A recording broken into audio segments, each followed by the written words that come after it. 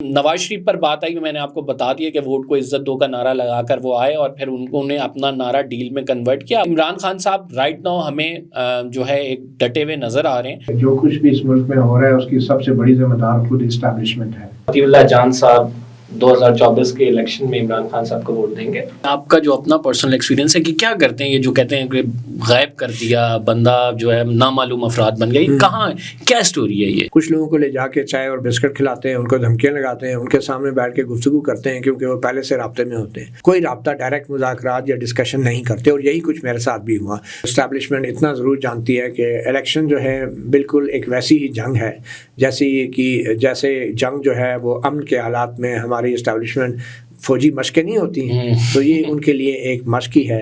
بسم اللہ الرحمن الرحیم۔ السلام علیکم ناظرین، میں ہوں قمبر زیدی، ڈیجیٹل میڈیا آپ دیکھ رہے ہیں۔ مطیع اللہ جان صاحب آج ہماری پوڈ کاسٹ کی خصوصی ایپیسوڈ میں موجود ہوں گے، ان سے جانیں گے انتخابات سے پہلے والے حالات۔ کیا یہ سمجھتے ہیں پری پول ریگنگ ہو رہی ہے؟ مطیع اللہ جان ایک خصوصی طور پر ایک موقف رکھتے ہیں تمام حالات کے حوالے سے، ان کا موقف بھی جانیں گے، ساتھ آپ کو خبریں بھی دیں گے عدالتوں کے حوالے سے۔ عدالتوں میں تمام معاملات چل رہے ہیں، انتخابات ہوں گے یا نہیں ابھی تک یہ انسرٹینٹی ہے، لیکن یہ بہت جلد جو ہے مطلع صاف ہونے والا ہے۔ میں کیوں کہہ رہا ہوں، اور خصوصاً جو آج کی جو اسپیشل نیوز ہے جو ہم ایکسکلوسیولی آپ کے ساتھ شیئر کریں گے، وہ مطیع اللہ جان صاحب ہی آپ کے ساتھ بتائیں گے کہ کیا ڈیولپمنٹ ایسی ہونے والی ہے جس کے بعد ہمیں جو یہ انسرٹینٹی کے بادل ہیں یہ ختم ہو جائیں گے، یہ چھٹ جائیں گے اور انتخابات کی طرف جائے گا معاملہ۔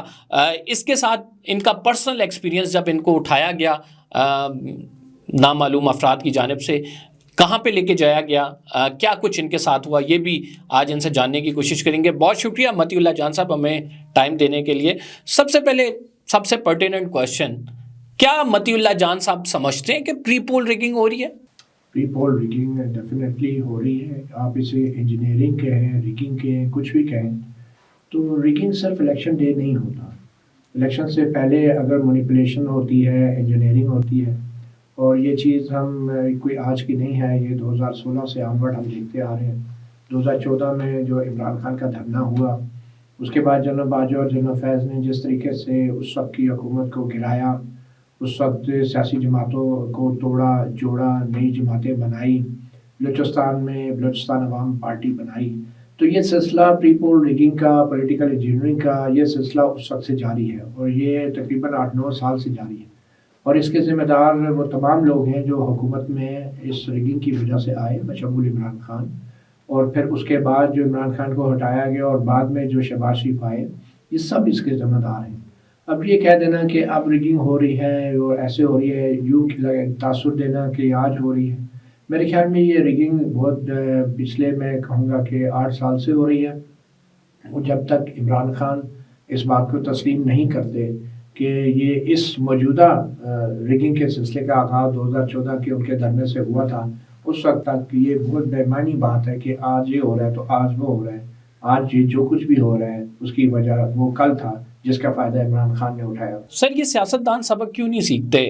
ہم نے دیکھا کہ نواز شریف بڑے انقلابی تھے، ووٹ کو عزت دو کا نعرہ لگا کے آئے۔ بالکل، اس کی وجہ یہ ہے کہ سیاستدان باریاں لیتے ہیں، ایک کندھے سے اترتا ہے دوسرا کندھے پہ بیٹھ جاتا ہے، اور نواز شریف کا بھی اگر آپ پاس دیکھیں تو جنرل ضیاء الحق کے دور میں جس طریقے سے وہ آئے تھے، مگر اب مسئلہ یہ ہے کہ جب بھی کوئی صحیح معنوں میں وزیر اعظم بننے کی کوشش کرتا ہے، جیسا کہ نواز شریف نے بھی کی، اور پھر بعد میں عمران خان نے بھی صحیح معنوں میں وزیر اعظم بننے کی کوشش کی، تو اس وقت اس کے لیے مشکلات شروع ہو جاتی ہیں۔ اس وقت پھر ان کی پارٹی کے اندر بھی تقسیم آ جاتی ہے، نئی سیاسی جماعتیں بھی بن جاتی ہیں، بلوچستان عوامی پارٹی بنی تھی، اور اس کے بعد people party, Pakistan Tehreek Insaf parliamentarian بھی بن گئی ہے، استحکام پاکستان پارٹی بھی بن گئی ہے، ہر دفعہ کوئی نئی پارٹی جنم لیتی ہے، اور مشرف کے دور میں پیپلز پارٹی پیٹریاٹ بھی بنی تھی۔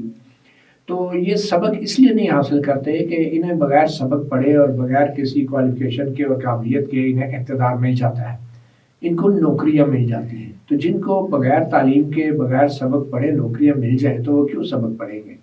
اور زیادہ افسوس کی بات یہ ہے کہ جب بھی یہ سبق سیکھنے کی کوشش کرتے ہیں اور جب اس مرحلے پہ آتے ہیں کہ لگتا ہے کہ انہوں نے کوئی سبق سیکھ لیا ہے، میثاق جمہوریت آپ کہہ لیں، یا نواز شریف کا بطور وزیر اعظم اپنے اختیارات کا استعمال کہہ لیں، تو پھر یا پھر عمران خان کا دیکھ لیں، اپنا اختیار استعمال کرنے کی کوشش کی، انہوں نے ISI کے سربراہ کی تبدیلی کی مزاحمت کی. اب ان کی نیت کیا تھی, وجہ کیا تھی, وہ سب کو پتہ ہے, جنرل فیض کا جو رول رہا ہے. مگر اس کے باوجود بھی جب بھی کوئی وزیر اعظم بننے کی کوشش کرتا ہے تو اس کو اس کی اوقات دکھائی جاتی ہے, اوقات یاد دلائی جاتی ہے.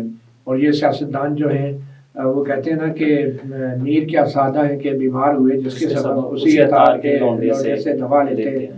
تو یہ جو کچھ جلد بازی اور جنرل فیض نے نواز شریف کے ساتھ کیا, اس کے باوجود بھی نواز شریف اور ان کی پارٹی نے بعد میں ان کی توسیع مدت ملازمت میں کے لیے قانون سازی میں ووٹ دیا. اور اس کے بعد ہم عمران خان کو دیکھ لیں. عمران خان بھی جب سے ان کو ہٹایا گیا وہ جنرل باجوہ جنرل فیض کا نام لیتے رہے, بلکہ امریکہ کا نام بھی لیتے رہے, مگر بعد میں پھر یہ بھی آپ بھی دیتے رہے کہ میں نواز شریف سے کیوں بات کروں, میں تو اس سے بات کروں گا جس کے پاس کچھ ہے, میں تو آرمی چیف سے بات کروں گا. تو یہ لوگ سبق نہیں سیکھتے, اور ہم بطور صحافی, بطور تجزیہ کار, بطور انسان اور شہری ہم بھی یہ سبق نہیں سیکھتے کہ ہم ایک سیاستدان کی دم پکڑ کے کھڑے ہو جاتے ہیں اور ہم نظام کے اوپر فوکس کرنے کی بجائے ہم سیاسی جماعتوں اور سیاسی شخصیات پہ فوکس کرتے ہیں. اور آدھے صحافی ایک بات کرتے ہیں, جنرل فیض کے خلاف بات کرتے ہیں, اور آدھے جنرل باجوہ کے خلاف بات کرتے ہیں. دونوں کے کردار کے بارے میں بات نہیں کرتا. سر اگر ہمارے سسٹم میں آپشن ہی یہی اویلیبل ہیں, جو ریسورسز ہیں, جو پارٹیز اویلیبل ہیں وہ یہی ہیں, تو تھرڈ پارٹی کو کسی اسپیشلی لایا تو نہیں جائے گا اسپیسیفک پرپز کے لیے جو ایک نظریاتی پارٹی ہو. ہم نے دیکھا کہ عمران خان صاحب کو جو ہے ان کی پارٹی آئی اور اس کے بعد پھر ان کے ساتھ کیا کچھ ہوا وہ بھی ہمارے سامنے ہے. تو یہ جو تھرڈ پارٹی کا کانسیپٹ ہے جس کی آپ بات کر رہے ہیں کہ ایک ایسی پارٹی ہو جو کہ نظریاتی ہو اور بالکل ایک درست سمت چلے, تو وہ اویلیبل لوگوں میں سے ہی ہمارے کوئی لیڈر بنے گا, الگ سے تو نہیں آ سکتا نا. دیکھیں یہ سسٹم نہیں ہے, یہ نان سسٹم ہے, ٹھیک ہے نا, یہ کوئی سسٹم نہیں ہے, اسٹیبلشمنٹ کوئی سسٹم نہیں ہے. جو ڈنڈے کا نظام ہوتا ہے وہ نظام نہیں ہوتا, جو طاقت کا اور جبر کا نظام ہوتا ہے وہ کوئی نظام نہیں ہوتا. سسٹم ایک سسٹم ہوتا ہے, اور وہ آئین ہوتا ہے, وہ قانون ہوتا ہے, وہ قواعد ہوتے ہیں, وہ ضابطے ہوتے ہیں, وہ ضابطۂ اخلاق ہوتے ہیں. اور سسٹم کا فائدہ یہ ہوتا ہے کہ وہ سب کے لیے برابر کے مواقع فراہم کرتا ہے, اور اس میں بولنے کی آزادی ہوتی ہے, گفتگو کی آزادی ہوتی ہے, سوچ پہ پہرے نہیں ہوتے. تو میرے خیال میں یہ سسٹم نہیں ہے, پہلی بات. اور دوسری بات یہ ہے کہ اس سسٹم کا حصہ جو ہے یہ عوام نہیں بننا چاہ رہے. اس سسٹم کا حصہ وہ چند سیاستدان اور سیاسی جماعتیں بننا چاہتی ہیں کہ جو اس کے بغیر اقتدار میں نہیں آ سکتی, اور اس لیے وہ سسٹم کا حصہ بنتی ہیں. تو آپشن کوئی سیاسی جماعتوں کی آپشن نہیں ہے کہ ان کے پاس کوئی آپشن نہیں ہے. ہمیں عوام کے آپشنز کی بات کرنی چاہیے, اور عوام کا آپشن واحد یہی ہے کہ جو آئین پاکستان میں لکھا ہے, جو قانون میں لکھا ہے, اور اس آئین پاکستان پہ عمل ہونا چاہیے. مجھے اور آپ کو بطور انٹیلیجنشیا, بطور ایک صحافی, بطور تجزیہ کار, ہمیں اس نام نہاد سسٹم کا حصہ نہیں ہونا چاہیے. ہم لوگوں کو سیاسی جماعتوں کے پیچھے نہیں چلنا چاہیے, سیاسی جماعتوں کو انٹیلیجنشیا کے پیچھے چلنا چاہیے, جو کسی بھی معاشرے کا جس کو کہتے ہیں نا آنکھ اور کان ہوتے ہیں. اور ہمیں جو ہے اس سسٹم کا حصہ بننے کی بجائے سسٹم کو جو آئین اور قانون کا ہے اس کو مضبوط بنانے کی کوشش کرنی چاہیے. متی صاحب آپ کیا سمجھتے ہیں آؤٹ آف باکس سولوشن کی اگر بات کریں, کیا کوئی ایسا آؤٹ آف باکس سولوشن اس ٹائم موجود ہے جس سے ملک میں اسٹیبلٹی آ سکے؟ دیکھیے آؤٹ آف باکس کچھ نہیں ہوتا, ٹھیک ہے نا, آؤٹ آف باکس کچھ نہیں ہوتا. آؤٹ آف باکس بھی باکس کے اندر اس کا پروویژن فراہم کی گئی ہوتی ہے. جو آئین پاکستان کے اندر ایمرجنسی کی ایک پروویژن ہے کہ ہنگامی حالات کے لیے, جنگ کے لیے, سیلاب کے لیے, کیٹاسٹرافی کے لیے, وہی وہ آؤٹ آف باکس ایک ایگزٹ ہوتی ہے. اس کو آپ فائر ایگزٹ کہتے ہیں کہ ہنگامی راستے کہتے ہیں. تو آئین کے اندر دیا ہوا ہے. وہ جو آؤٹ آف باکس ہے وہ بھی باکس کے اندر ہی ہے. تو ہمیں آئین کو جو ہے فالو کرنا چاہیے. یہ آؤٹ آف باکس سولوشن کی ٹرم جو ہے یہ وہ لوگ متعارف کراتے ہیں جو ماورا آئین اور ماورا عدالت اور ایکسٹرا کانسٹیٹیوشنل اقدامات کرنا چاہتے ہیں. اور آپ کو پتہ ہے کہ ماورا آئین اقدامات وہی قوتیں کرتی ہیں جن کے پاس ڈنڈا ہوتا ہے, جن کے پاس بندوق ہوتی ہے, گولی ہوتی ہے. وہ پھر آؤٹ آف باکس کا نام استعمال کر کے عوام کو یہ ترغیب دیتے ہیں کہ چونکہ ملک میں آئین کے مطابق کچھ ہو نہیں سکتا تو اس لیے آپ کوئی نیا سلوشن ڈھونڈا جائے, کبھی صدارتی نظام ڈھونڈا جائے, کبھی نگران حکومت کی مدت میں توسیع کر دی جائے. تو یہ آؤٹ آف باکس کچھ نہیں ہوتا. یہ صرف ایک میں سمجھتا ہوں ایک بہت بڑا دھوکہ ہے جو عوام کو دیا جاتا ہے آؤٹ آف باکس سے. سب کچھ باکس کے اندر موجود ہے. صرف جو آؤٹ آف باکس سلوشن کے ایڈوکیٹس ہیں وہ آئین سے غداری کرتے ہیں, وہ ملک کے نظام کے خلاف سازش کرتے ہیں, حکومتیں بدلتے ہیں, اور اپنے آپ کو بچانے کے لیے وہ پھر آؤٹ آف باکس سولوشن کی بات کرتے ہیں. یہ ویسا ہی ہے کہ آپ نے کسی گھر میں گھس کے آپ نے ڈاکہ مارا اور گھر کے جو لوگ ہیں ان کو یرغمال بنا لیا, گن پوائنٹ پہ رکھ لیا, اور پھر آپ نے ان سے پوچھنا شروع کر دیا کہ آپ اس کا آؤٹ آف باکس سولوشن کیا, آپ ہمارے خلاف کوئی شکایت نہ کریں, کچھ بھی نہ کریں تو ہم آپ کی جان بخشی کر دیں گے. یہ آؤٹ آف باکس سولوشن ایک بلیک میلنگ ہے اور کچھ بھی نہیں. سر یہی سیاستدان ہے نا جو انقلاب کا نعرہ لگاتے ہیں اور پھر اس انقلاب کے ساتھ کیا ہوتا ہے یہ ہم نے دیکھا ہوا ہے, ہماری تاریخ اس بات کی گواہ ہے. نواز شریف پر بات آئی, میں نے آپ کو بتا دیا کہ ووٹ کو عزت دو کا نعرہ لگا کر وہ آئے اور پھر انہوں نے اپنا نعرہ ڈیل میں کنورٹ کیا, آپ اس کے بینیفیشری بننے جا رہے ہیں. کیا سمجھتے ہیں عمران خان صاحب رائٹ ناؤ ہمیں جو ہے ایک ڈٹے ہوئے نظر آ رہے ہیں, لیکن یہ کب تک ڈٹے رہیں گے؟ کیا ان کو اگر کسی قسم کی آفر کی جاتی ہے عمران خان صاحب کے لیے ایکسیپٹیبل ہوگی؟ کیا وہ یہ آفر قبول کر لیں گے, یا پھر وہ اپنے نظریات جو ان کے ابھی ہیں حقیقی آزادی کا جو وہ کہتے ہیں اس پر ڈٹے رہیں گے؟ دیکھیں ابھی تو جس صورتحال سے عمران خان گزر رہے ہیں ابھی تو آپ سوچ بھی نہیں سکتے کہ ان کو کوئی آفر کرے گا, مگر مجھے یقین ہے کہ وہ اس کے منتظر رہیں گے اور جب بھی ان کو موقع ملا تو وہ ڈیل کریں گے. ہمارا ملک ٹوٹ گیا, ٹھیک ہے, اس کے باوجود بھی کسی نے احتساب کی بات نہیں کی, نہ فوج کی نہ اسٹیبلشمنٹ کی, ٹھیک ہے. تو ابھی یہ 9 مئی کو اس سے بڑا واقعہ تو نہیں ہے. مجھے یقین ہے کہ جو ہماری اسٹیبلشمنٹ ہے وہ بھی 9 مئی کو بھول جانے کو تیار ہوگی. اگر ان کو ایسا محسوس ہوا کہ ان کی گرفت جو ہے وہ اقتدار پہ کمزور پڑ رہی ہے تو وہ 9 مئی کو بھی بھول جائے گی, اور عمران خان بھی تیار ہو جائیں گے ہر سودے بازی کے لیے. اور اس کی وجہ یہ ہے کہ بظاہر ان کے پاس اب ایک پبلک سپورٹ بھی ہے اسٹریٹ کے اوپر, جس کو وہ اپنی بارگیننگ کے لیے استعمال کریں گے, نظام کی بہتری کے لیے نہیں کریں گے. اور اگر ان کے یہ سپورٹ 2018 میں ان کے پاس ہوتی تو وہ کبھی فوج کے اوپر ریلائی نہ کرتے, وہ کبھی ایجنسیوں کو اپنے لیے استعمال نہ کرتے, وہ کبھی فوج کے کاندھوں پہ بیٹھ کے اقتدار میں نہ آتے. تو ابھی اگر میں سمجھتا ہوں ابھی بھی ان کو ڈیل ملی تو وہ یہ ڈیل کر لیں گے. اب جو انقلاب کا نعرہ لگاتی ہیں ہماری سیاسی جماعتیں, بدقسمتی سے انقلاب کا نعرہ جو ہے یہ ایک بے معنی سا ہو کے رہ گیا ہے, جیسے ووٹ کو عزت دو کا نعرہ ہے. اور یہ سیاسی جماعتوں یا کسی سیاسی لیڈر نے پریس کانفرنس میں اگر کوئی نعرہ مار دیا تو ہم اس کو بیانیہ بنا کے, ہم جیسی انٹیلیجنسی اور صحافی کہتے ہیں یہ بیانیہ ہے, بیانیہ ہے. بیانیہ بیان سے ہوتا ہے, بیان دلیل سے ہوتا ہے, دلیل تحقیق کے اوپر بنیاد کرتی ہے, اور تحقیق یونیورسٹیز میں ہوتی ہے, انٹیلیجنسیا میں ہوتی ہے. جو پڑھے لکھے پروفیسرز ہوتے ہیں, صحافی ہوتے ہیں, فلاسفرز ہوتے ہیں, شاعر ہوتے ہیں, ادبی ادیب ہوتے ہیں, وہ معاشرے کا بیانیہ ترتیب دیتے ہیں. یہ بیانیہ کسی پریس کانفرنس میں یا کسی مریم اورنگزیب کے بیان سے نہیں بنتا, یا نہ ہی کسی پی ٹی آئی کے ڈاکٹر فردوس عاشق اوان کی پریس کانفرنس میں وہ جو بات کرتے ہیں وہ بیانیہ معاشرے کا جو دماغ ہوتا ہے, جو انٹیلیجنسی ہے, وہ ترتیب دیتا ہے. تو جب بیانیہ ہوگا تو انقلاب آئے گا, اور انقلاب کی سب سے عام جو شرط ہے وہ یہ ہے کہ اس کی کوئی بنیاد ہو, سیاسی جماعتیں ہوں. سر انفارچونیٹلی ہمارے یہاں بیانیہ وہی بنتا جو ایک پولیٹیشین پریس کانفرنس کرتے, آپ یہی بتا رہے تھے. جی میں یہی کہہ رہا تھا کہ یہ مریم اورنگزیب کی پریس کانفرنس میں کوئی بیان آ جانے سے بیانیہ نہیں بن جاتا, نہ ہی ڈاکٹر فردوس عاشق اوان کے کسی جملے سے بیانیہ بن جاتا ہے. بیانیہ انٹیلیجنسیا بناتی ہے. بدقسمتی سے یہ بیانیہ ہمارے ملک میں ہے ہی کوئی نہیں. اور سیاسی جماعتیں جو ہمارے ملک میں اب نعرے لگا کے جس کو بیانیہ کا نام دیتی ہیں, وہ آپ نے درست کہا کہ وہ ایک بظاہر انقلاب کا جو نام استعمال ہوتا ہے وہ ڈیل کے لیے ہوتا ہے, اور پھر جب ڈیل ہو جاتی ہے تو ڈیل کو پھر کہتے ہیں کہ ہم انقلاب کے لیے استعمال کریں گے, اس لیے ہماری مجبوری ہے. اور دوسری بات تو یہ کہ انقلاب کے لیے سیاسی جماعتوں کو ایک ڈھانچہ چاہیے ہوتا ہے, اور ہماری کوئی بھی پاکستان میں سیاسی جماعت نہیں ہے جس کے پاس وہ ڈھانچہ ہو جو گراس روٹ کے اوپر لوگوں کو موبلائز کرے, ان کو آرگنائز کرے. حتیٰ کہ لوکل باڈیز کے الیکشنز کے اندر بھی سیاسی جماعتیں اس طرح متحرک بطور ایک سیاسی جماعت نہیں ہوتی, اور نہ ہی سیاسی جماعتوں کے اندر اس طرح کی جمہوریت اور انتخابات ہیں کہ جس میں عام آدمی کو بھی ایک اونرشپ کا احساس ہو کہ یہ ان کی سیاسی جماعت ہے. اور پھر سیاسی جماعتوں کا جب کوئی نظریہ ہی نہیں ہوتا, نظریات ہی نہیں ہوتے, تو پھر بیانیہ کیسے ترتیب دیں گے یا کسی بیانیہ کو سپورٹ کریں گے؟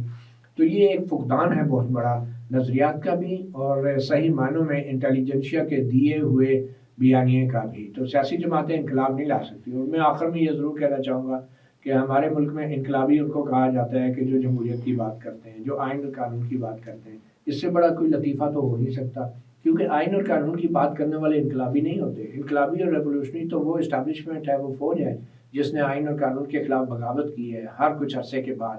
تو وہ انقلابی ہیں, وہ ریولوشنری ہیں. ہم تو آئین اور قانون کی بات کرنے والے, یہ کیسے انقلابی ہو گئے؟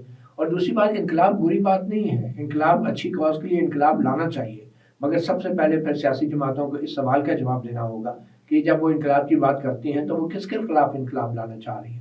اس کا نام تو وہ لینا نہیں چاہتے, اس کا نام تو لینے کی ضرورت نہیں ہے سیاسی جماعتوں میں, تو انقلاب کی بات کرتے ہیں. تو کون سے انقلاب کی بات کر رہے ہیں؟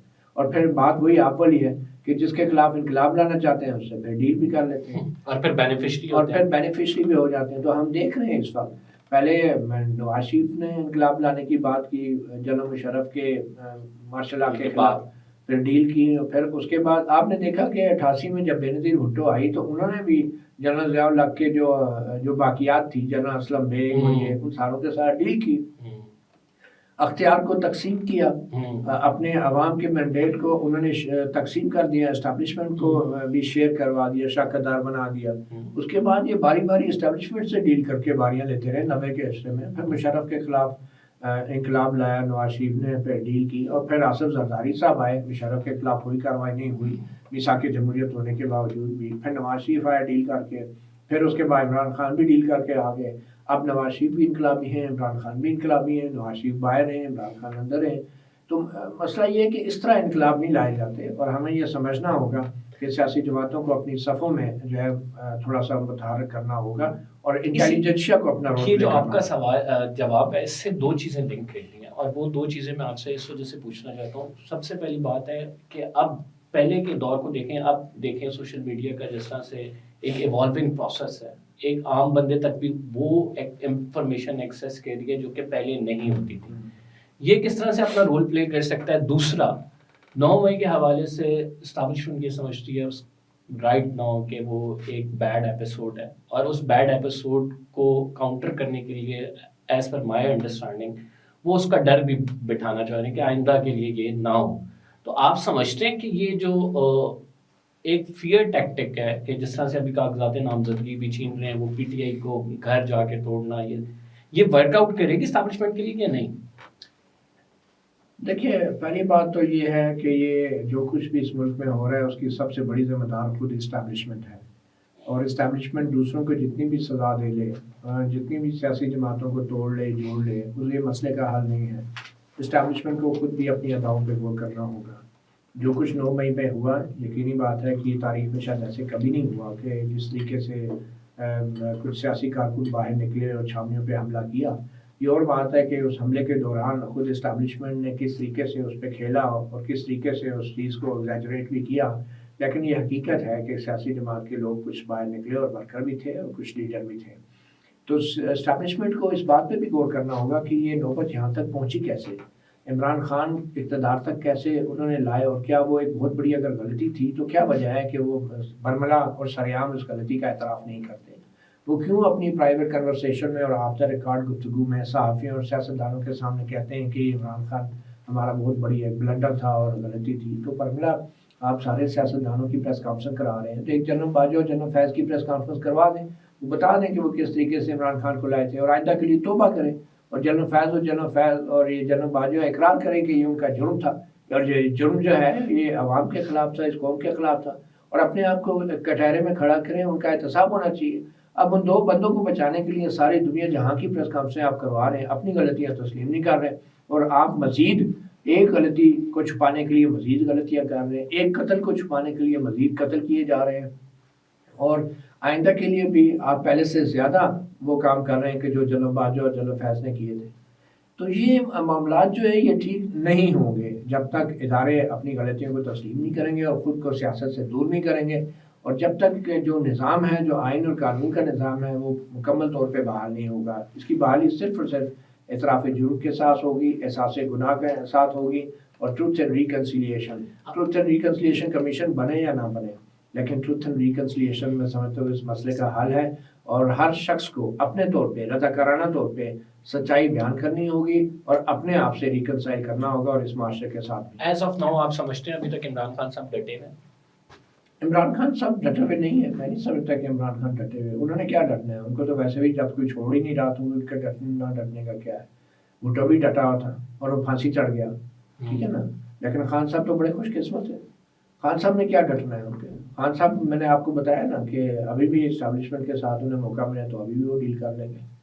ان کے ڈٹے ہونے سے کیا مراد ہے؟ اب ان کے یہ ذہن میں ہے کہ شاید لوگ ان کے ساتھ بہت پبلک سپورٹ ہے, اور ڈیفینیٹلی ہوگی بھی, مگر خان صاحب اس پوزیشن میں نہیں ہے کہ وہ کسی بہادری کا یا تو مظاہرہ کریں اور یا کیونکہ ان کے پاس آپشن نہیں ہے. ڈٹے ہوئے تب ہوتے کہ جب خان صاحب کے پاس آپشنز ہوتی, اور ابھی تک کسی ایسی آپشن کا ہمارے سامنے کوئی ثبوت نہیں ہے کہ جو خان صاحب. متی اللہ جان صاحب کیا سمجھتے ہیں گراؤنڈ سپورٹ رائٹ ناؤ کس پارٹی کی ہے؟ گراؤنڈ سپورٹ اس وقت جو ہے وہ پی ٹی آئی کی موجود ہے اور دوسری پارٹیوں کی شاید اس طرح کی نہیں ہے, مگر یہ گراؤنڈ سپورٹ جو ہے یہ جس طریقے سے انجینئر کی گئی ہے اور جس طریقے سے یہاں تک حالات آئے ہیں, یہ گراؤنڈ سپورٹ میں سمجھتا ہوں ایک مس لیڈنگ ایک انجینئرنگ جو ہوئی ہے پچھلے 8 سال میں اس کا نتیجہ ہے. تو اس انجینئرنگ کو ریورس انجینئرنگ جب تک نہیں کیا جائے گا, جب تک ریورس انجینئرنگ ہوئی ہے نا, اس کے بعد ریورس کیا انہوں نے, جو انجینئرنگ کی تھی اس کو ریورس کرنے کی کوشش کی ہے تو سیمپتھی ووٹ کریٹ ہو گیا ہے. نہیں, ریورس انجینئرنگ یہ اس طرح نہیں ہے, یہ جو پہلے بھی ہو رہا تھا یہ اس کا تسلسل ہے. پہلے بھی ایک قسم کی انجینئرنگ جو کر رہے تھے, ابھی بھی انجینئرنگ ہی ہو رہی ہے. ریورس انجینئرنگ تب ہوگی, اور وہ ریورس انجینئرنگ اب اسٹیبلشمنٹ نے نہیں کرنی ہے, اب یہ عوام نے کرنی ہے. یہ آئین اور قانون کے تحت آزاد عدلیہ نے کرنی ہے, آزاد میڈیا نے کرنی ہے, اور جمہوریت پسند سیاستدانوں نے کرنی ہے. ریورس انجینئرنگ تب ہوگی کہ جب جنرل باجوہ اور جنرل فیض کو کٹہرے میں کھڑا کیا جائے گا, احتساب کیا جائے گا, اور اسٹیبلشمنٹ اپنے گناہوں کا اعتراف کرے گی, اور گھڑی کی سوئیاں واپس 2014 کے دھرنے سے پہلے والی صورتحال پہ لے جائی جائیں گی. وہ ریورس انجینئرنگ ہوگی. اور یہ ریورس انجینئرنگ اس طرح تو ہماری تاریخ اگر دیکھی جائے تو پیچھے مشرف صاحب کا بھی دور آ جاتا ہے, بالکل آ جاتا ہے, لیکن ہم جو ہے مشرف صاحب کا دور کیا, ہم تو 1947 میں بھی چلے جاتے ہیں کیونکہ ہم تو پرانے مجرم ہیں نا, تو اس لیے ہمیں کیا ضرورت ہے اپنے آپ کو بدلنے کے لیے. میں اس لیے کہہ رہا ہوں کہ اس وقت جو مجرم زندہ ہیں, ٹھیک ہے, ان مجرموں کا احتساب ہونا چاہیے. اور اس وقت جو بھی انجینئرنگ ہوئی ہے, ایک سویٹر ہے نا, اس کا جو سرا ہے, اون کا سرا, وہ عمران خان کے ہاتھ میں ہے. کیونکہ عمران خان اگر چاہے تو یہ سارا سویٹر ادھیڑ سکتا ہے اسٹیبلشمنٹ کا, مگر اس کے لیے انہیں اپنا اعتراف جرم کرنا ہوگا, اعتراف گناہ کرنا ہوگا, ان کو بتانا ہوگا کہ ان سے بہت بڑی غلطی ہوئی ہے جو اسٹیبلشمنٹ کے قدرے پہ بیٹھ کے اقتدار میں آئے ہیں. جب تک عمران خان آغاز نہیں کریں گے اس ریورس انجینئرنگ کا پبلک کی طرف سے, تو اس وقت تک یہ اسٹیبلشمنٹ کا رول جو ہے آپ اس کو باہر نہیں کر سکتے. اور یہ کوئی ریورس انجینئرنگ ایسا شروع نہیں ہوئی. ریورس انجینئرنگ تب ہوتی کہ جب اسٹیبلشمنٹ یہ تسلیم کرتی کہ ہم سے غلطیاں ہوئی ہیں اور اب ہم سے. اگر عمران خان اعتراف جرم کر لے اپنی اس غلطی کا, کیا متی اللہ جان صاحب 2024 کے الیکشن میں عمران خان صاحب کو ووٹ دیں گے؟ دیکھیں, اگر عمران خان اعتراف جرم کرتے ہیں تو ان کو ساتھ یہ اعلان کرنا پڑے گا کہ وہ تمام سیاستدانوں کے ساتھ بیٹھنے کے لیے تیار ہیں, اور کسی جرنیل کے ساتھ نہیں بیٹھیں گے, کسی سے کوئی سودا بازی نہیں کریں گے, بات بھی نہیں کریں گے, کیونکہ ان کے نزدیک اسٹیبلشمنٹ کا کوئی کردار نہیں ہے.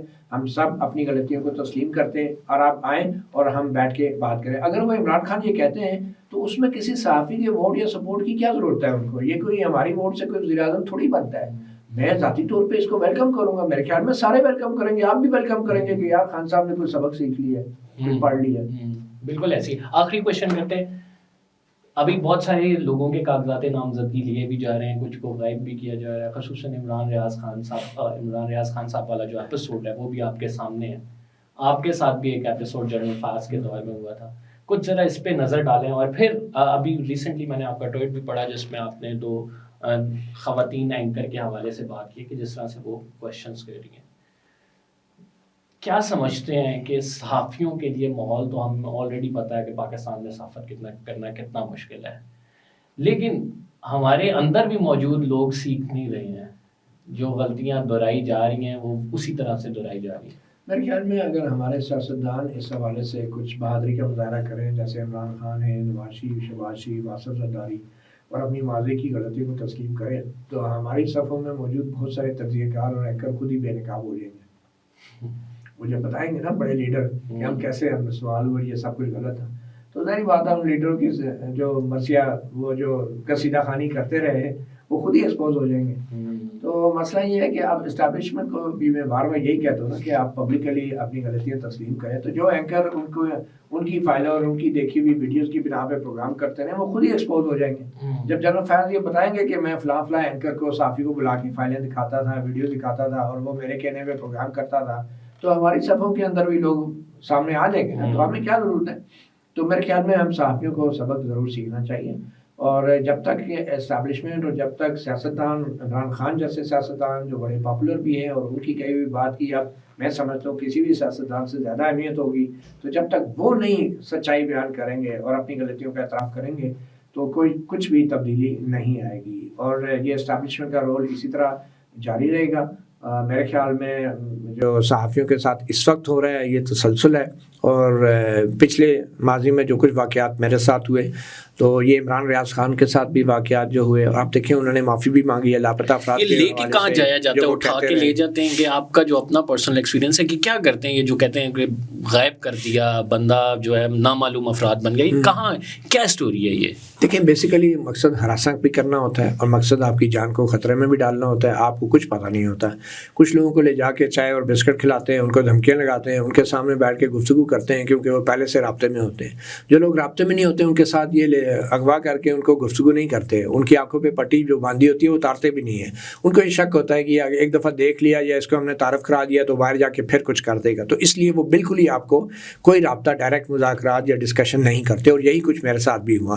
کچھ لوگوں کے ساتھ جن کو پہلے فائلیں دکھاتے رہے یا ویڈیوز دکھا کے پروگرام کرواتے رہے یا ولاگ کرواتے رہے، ان کو پھر طویل عرصے تک رکھتے ہیں کیونکہ وہ ان کے بہت ہی فرینک ہوئے ہوتے ہیں نا، ان کے بہت قریبی ہوتے ہیں، تو ان کو ان کے حوالے سے ان کے پاس شاید کچھ ہوتا بھی ہوگا، اس لیے ان کو پھر طویل عرصے تک، اور پھر انہیں ان پہ غصہ بھی زیادہ ہوتا ہے کہ یہ تو ہمارا بندہ تھا، اس بندے نے کیسے ہمیں دھوکہ دے دیا۔ تو جو بندہ شروع سے ان سے رابطے میں نہ رہے تو میرے خیال میں ان پہ ان کو اتنا غصہ نہیں ہوتا جتنا ان پہ ہوتا ہے کہ جو رابطے میں بھی رہے، فائدے بھی اٹھائے، ان کے کہنے پہ خبریں بھی کرتا رہے، اور پھر اچانک جو ہے عمران خان کو ہیرو بنانا شروع ہو جائے تو پھر ڈیفینیٹلی، مگر یہ کوئی جواز نہیں ہے، میں ابھی بھی یہ سمجھتا ہوں یہ کوئی جواز نہیں ہے۔ یہ اور بات ہے کہ صحافیوں کو سیکھنا چاہیے کہ ایسے لوگوں سے اسٹیبلشمنٹ سے کوئی رابطے اس طرح کے رکھنے نہیں چاہیے، جو نان پروفیشنل ہیں ان کا اہلکار نہیں بننا چاہیے، یہ اپنی جگہ ہے، لیکن یہ میں سمجھتا ہوں اسٹیبلشمنٹ کی بہت بڑی ایک زیادتی ہے، اور ہماری عدلیہ کی بھی ناکامی ہے، ہمارے ججوں کی بھی بزدلی ہے، ہمارا سسٹم جو ہے اور ہماری جو پولیس ہے وہ اب جس قسم کے حالات سے گزر رہی ہے، میں نہیں سمجھتا کہ وہ ہم صحافیوں کو یا عام شہریوں کو یا ان امیدواروں کو تحفظ دے سکتی ہے جن کے کاغذات نامزدگی آئے دن چھینے جا رہے ہیں۔ الیکشن کمیشن کو بھی اسی طرح بے بس کیا ہوتا ہے، ادھر سے سپریم کورٹ کے ججز بھی استعمال ہوتے ہیں جیسے کہ پاناما کیس میں استعمال ہوئے، تو یہ تو سارے ادارے ایک قسم کی یرغمال ہیں نا۔ میں اور آپ جو ہیں ہم براہ راست ان کے کردار کے حوالے سے بھی بات نہیں کر سکتے، اور الیکشن کمیشن بھی ہے صرف دکھاوے کے لیے چیزیں کرتا رہتا ہے، اور میرے خیال میں بڑا ہی یہ بدقسمتی کی بات ہے۔ ان حالات میں اگر الیکشن ہوتا بھی ہے، آپ دیکھ لیں ڈسکا میں کیا ہوا، 20 پریزائڈنگ افسر اغوا ہونے کی خبریں چلی، الیکشن کمیشن نے انکوائری کی، لاہور ہائی کورٹ نے روک دی، الیکشن کمیشن چپ ہو کے بیٹھ گیا، تو کیا ہوا؟ اگر اس وقت ان 20 پریزائڈنگ افسروں کو اغوا کرنے والے جو ملزمان پولیس افسران تھے ان کو نوکریوں سے برطرف کیا جا چکا ہوتا، جیلوں میں ڈالا گیا ہوتا، جرمانے ہوئے ہوتے، تو آج کسی کی ضرورت تھی کہ کاغذات نامزدگی چھیننے والے کوئی چھین سکتا یہ پی ٹی آئی کے امیدواروں سے؟ ڈسکا میں پی ٹی آئی والوں نے کیا نا یہ سب کچھ پولیس والوں سے مل کے، آج ان کے اپنے ساتھ ہو رہا ہے۔ تو مسئلہ یہ ہے نا کہ ہم لوگ جب خود فائدہ اٹھا رہے ہوتے ہیں تو پھر سب کچھ بھول جاتے ہیں، جب اپنے ساتھ ہوتا ہے تو اس وقت چیخیں مارنا شروع ہو جاتے ہیں۔ بہت بہت شکریہ مطیع اللہ جان صاحب۔ آخری جاتے جاتے سوال یہ کروں گا کہ الیکشن ہوتے ہیں، ان کی کریڈیبلٹی کیا ہوگی ان الیکشنز کی؟